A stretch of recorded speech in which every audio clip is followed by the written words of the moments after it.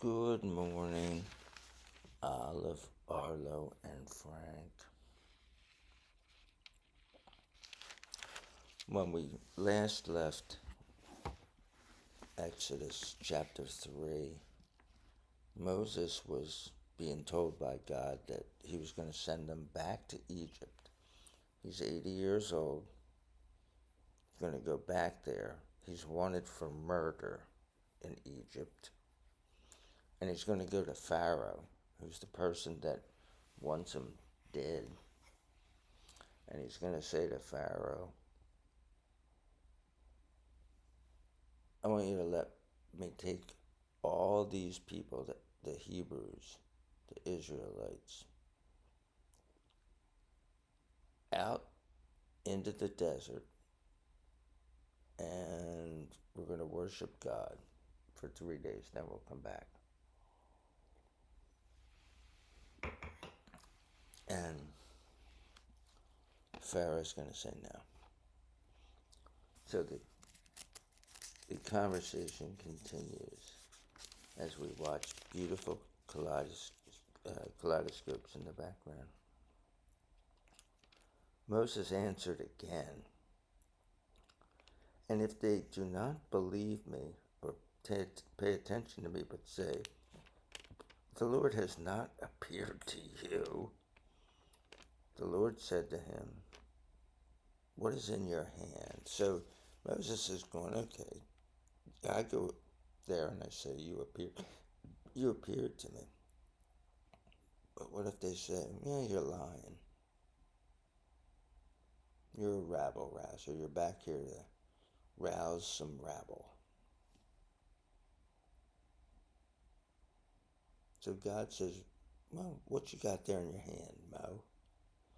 And Mo says, a staff. So a staff is a long stick that you use to walk with. The Lord said, throw it to the ground. So he threw it to the ground, and it became a snake. And Moses ran from it. But the Lord said to Moses, put out your hand and grab it by the tail.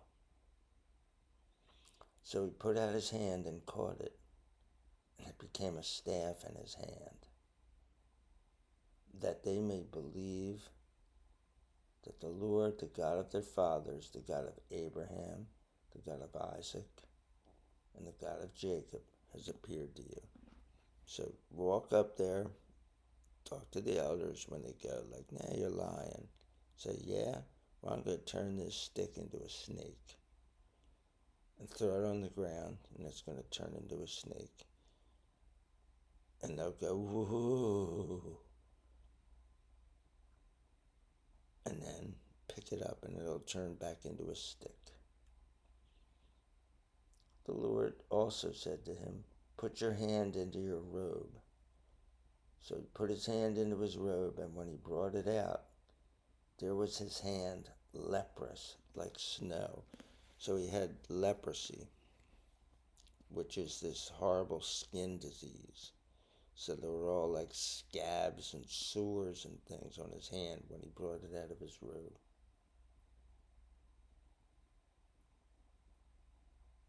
And skin was all white. And these were people that lived in the desert, and they were kind of dark-skinned anyway. So his hand normally wouldn't be white.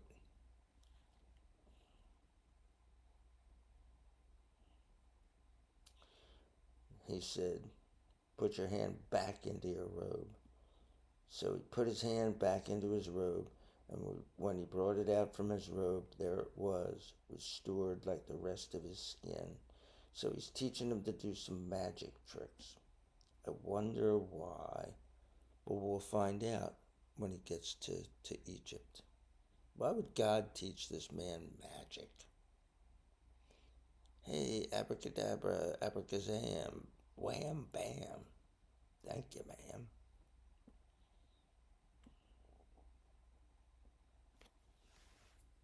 If they do not believe you or pay attention to the former sign, then they may believe the latter sign. And if they do not believe even these two signs or listen to you, and I have a feeling they won't, then take some water from the Nile and pour it out on the ground. The water you take out of the Nile will become blood on the dry ground. And the Nile was the source of life in Egypt. There's not a lot of rain. It's in the desert. And all the agriculture happens very, very close to the Nile.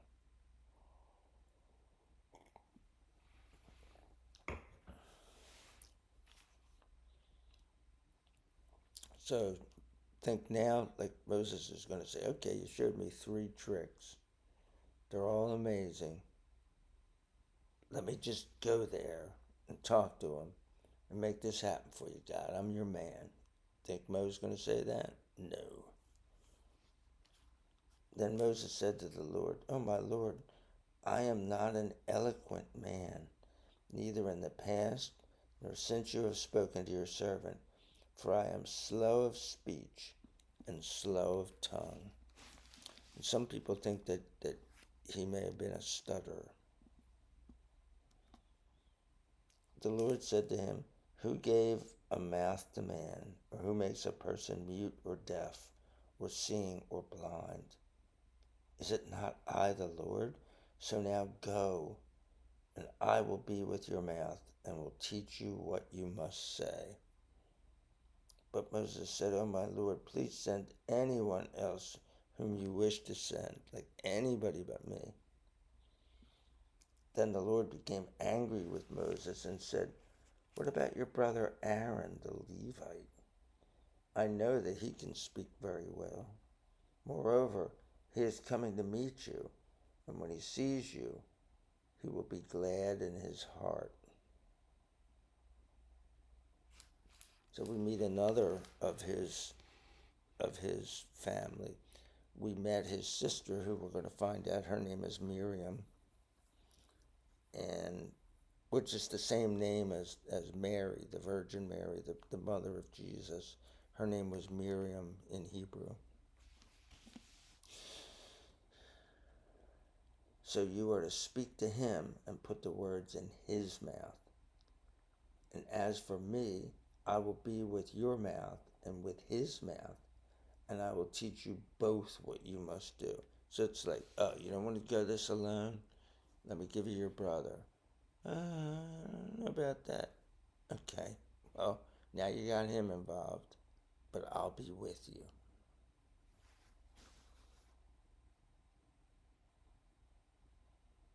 He will speak for you to the people, and it will be as if he were your mouth, and as if you were his God.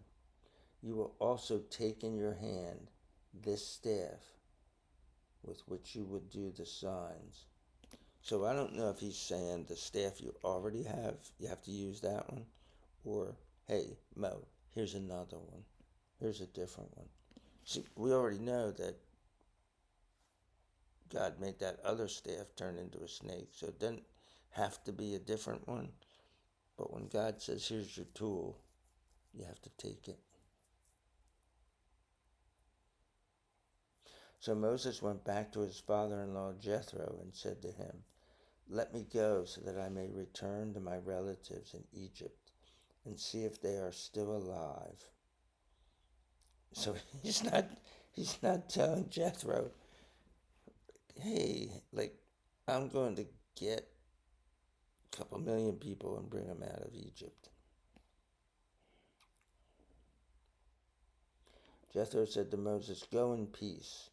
The Lord said to Moses in Midian, and that's where they are in Midian, go back to Egypt, because all the men who were seeking your life are dead.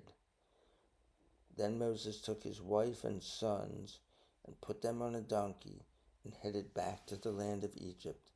And Moses took the staff of God in his hand. The Lord said to Moses, when you go back to Egypt, see that you do before Pharaoh all the wonders I have put under your control.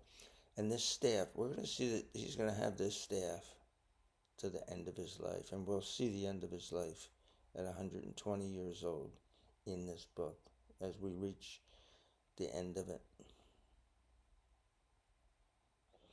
But I will harden his heart, and he will not let the people go.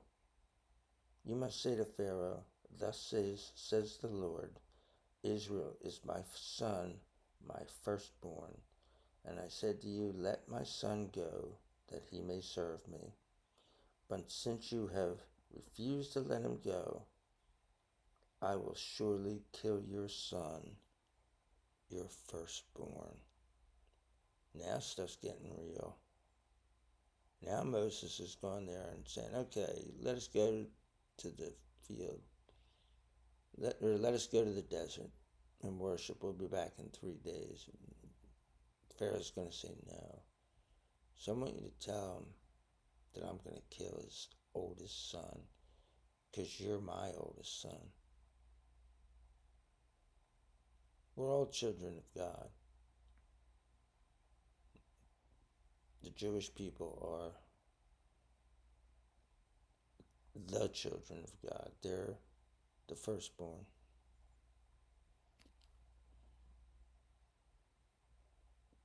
Now on the way, at a place where they stopped for the night, the Lord met Moses and sought to kill him. It's like, what? I just sent this guy on this big mission. Now you're going to kill him? Why do you think he's going to kill him?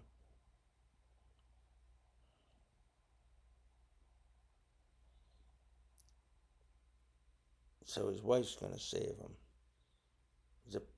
But Zipporah took a flint knife, cut off the foreskin of her son, and touched it to Moses' feet and said, surely you are a bridegroom of blood to me. So the Lord let him alone. So he had to circumcise his son. That's part of the Abrahamic covenant, circumcision. That's not from the law of Moses, although it's mentioned in the law of Moses. But Abraham was told that all his descendants were to be circumcised. I'm assuming that Moses was.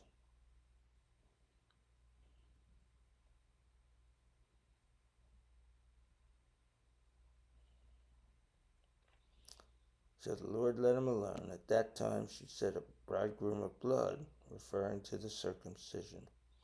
The Lord said to Aaron, go to the wilderness to meet Moses. So he went and met him at the mountain of God and greeted him with a kiss. Moses told Aaron all the words of the Lord who had sent him and all the signs that he had commanded him. Then Moses and Aaron went and brought together all the Israelite elders. Aaron spoke all the words that the Lord had spoken to Moses and did the signs in the sight of the people, and the people believed. When they heard that the Lord had attended to the Israelites and that he had seen their affliction, they bowed down close to the ground. So things look like they're going pretty good, but we'll find out that the Israelites who were going like, great, yeah, we're out of here, they don't go as willingly as it appears that they're going to.